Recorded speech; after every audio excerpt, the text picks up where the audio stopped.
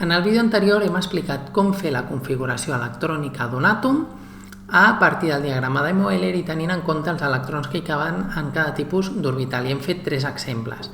Llavors, abans d'aplicar aquest consell que us explicaré ara, per anar molt més ràpid, que quedi clar que s'ha d'entendre com fer la configuració electrònica. Aquest consell és només per anar més ràpid a l'hora d'escriure-la. Llavors, fixeu-vos, començaré o us ho explicaré amb els petits, amb els fàcils de fer la configuració electrònica, i després us explicaré com funciona tota la taula periòdica. De manera, si jo vull fer la configuració electrònica de l'hidrogen, l'hidrogen, com té un nombre atòmic de 1, el tenim aquí dalt, això vol dir que si és neutre tindrà un electró, per tant ens quedaria al primer nivell US amb un electró. Després, si faig la configuració electrònica del liti, el liti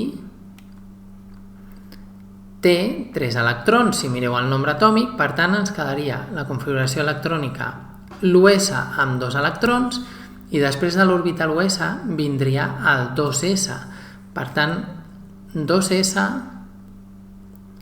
amb el tercer electró, i ens quedaria 2S1. Fixeu-vos que estan a la primera columna, hidrogen i liti, i fixeu-vos que els dos acaben en un S1.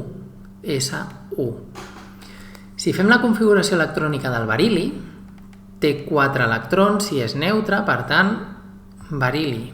Amb 4 electrons ens quedaria US 2, 2S 2. Fixeu-vos que l'estar a la segona columna acaba amb un S2. Abans, en els exemples de l'altre vídeo de configuració electrònica, hem fet la configuració electrònica del calci. Fixeu-vos que està a la segona columna, té 20 electrons, i fixeu-vos que l'últim orbital, l'últim nivell, era un S2. Per tant, què vol dir? Que a partir de la fila o del període on estiguin col·locats els àtoms i a partir de la columna o del grup on estiguin col·locats, podem saber l'últim orbital i podem saber també el número d'electrons que tindrà aquest orbital. Llavors, per entendre-ho, us he comentat que l'hidrogen té un electró a l'últim nivell i el liti té un electró també. Per tant, aquestes columnes, les dues primeres, corresponen als orbitals de tipus S. De manera que aquests quedaran amb un S1 i aquests quedaran amb un S2. Fixeu-vos, en aquests d'aquí, el beril·li i el calci els hem fet, i en aquests d'aquí hem fet l'hidrogen i el liti, i podeu fer qualsevol dels altres. Sempre acaben d'aquesta manera. I a més, per saber l'S, perquè fixeu-vos, segons el diagrama de Moeller, S hi ha 1, 2, 3, 4, 5, 6 i el 7 que us he dit que faltava. Fixeu-vos quantes files o quants períodes tenim a la taula periòdica. Hi ha 7 períodes.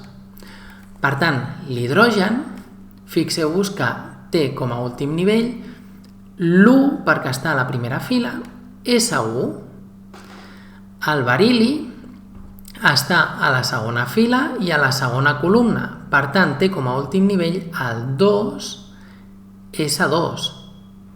El calci, que el teníem abans, torno a amagar la taula periòdica, tenia com a últim nivell el 4, S2. De manera que fixeu-vos, 4S2, S2 vol dir que està a la segona columna i el 4 vol dir que està a la quarta fila. Fixeu-vos, 1, 2, 3, 4, aquí el tenim, calci, S2. De manera que en funció d'això podem saber directament l'últim nivell i no hem d'anar comptant o sumant electrons a mesura que anem fent. Fixeu-vos, a la dreta de la taula periòdica, en aquestes columnes d'aquí,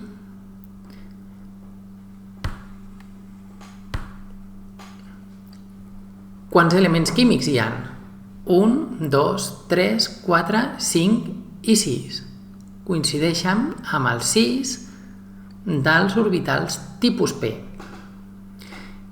El mateix. I fixeu-vos que, a més, l'heli no hauria d'anar aquí. L'heli l'hauríem de tenir aquí al costat de l'hidrogen, perquè l'heli, la configuració electrònica és 1S2. Però fixeu-vos que no hi ha elements al UP Fixeu-vos que no hi ha UP al diagrama de Moeller. Comença amb el 2P, que són aquests. Per tant, l'oxigen, que l'hem fet i ara el posarem, si seguim aquesta regla, aquests d'aquí serien el P1, P2, P3, P4, P5 i P6. Per tant, fixeu-vos, l'oxigen que l'hem fet i ara el posarem està a la fila número 2 i el P4. Per tant, l'últim nivell seria el 2P4. Si mirem el que hem fet a l'activitat d'abans, fixeu-vos que l'oxigen, l'últim nivell és el 2P4. Si seguim amb això, fixeu-vos, abans també hem fet el iode. El iode està aquí baix, 53 electrons. Està a la fila número 5 i a la columna P5. Per tant, l'últim nivell és el 5P5. Si us pregunten, per exemple, per practicar el clor, doncs el clor, l'últim nivell seria el 3P5, per exemple, o el criptó, l'últim nivell seria el 4P6. I abans hem de col·locar, és a dir, si jo vull fer el del clor, ho farem aquí sota per entendre-ho, perquè ara no fiquem la pota per escriure ràpid, que sempre volem anar ràpid i ens acabem equivocant. Jo hem dit que l'últim nivell és el 3P5, però he d'escriure els que estan abans. Per tant, seria US2, 2S2, després del 2S vindria el 2P, 3S, per tant ja els puc escriure complerts. 2P, 6, 3S, 2, i després ja vindria el 3P, que és on està el clor, el 3P5, per tant, 3P5. I ja tindria feta la configuració electrònica del clor, seguint la posició d'aquesta manera.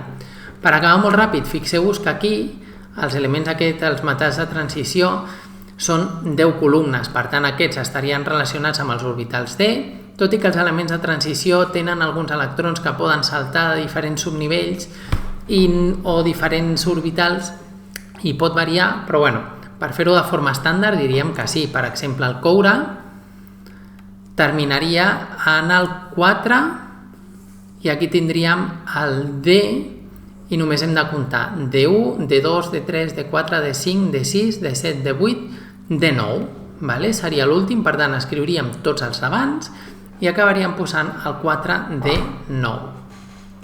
I després aquí, si eliminem els últims que pertanyerien ja als orbitals D, tindríem 14 columnes més, que serien les F, F1, F2, F3, F4, F5, F6, F7, i així fins l'F14.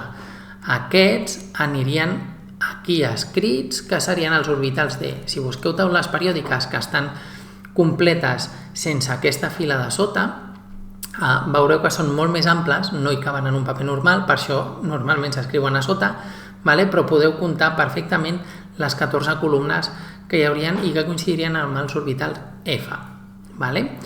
Per tant, aquest consell, una vegada tingueu dominat la configuració electrònica i sapigueu com fer-la, podeu aplicar això per anar molt més ràpid a l'hora d'escriure qualsevol configuració.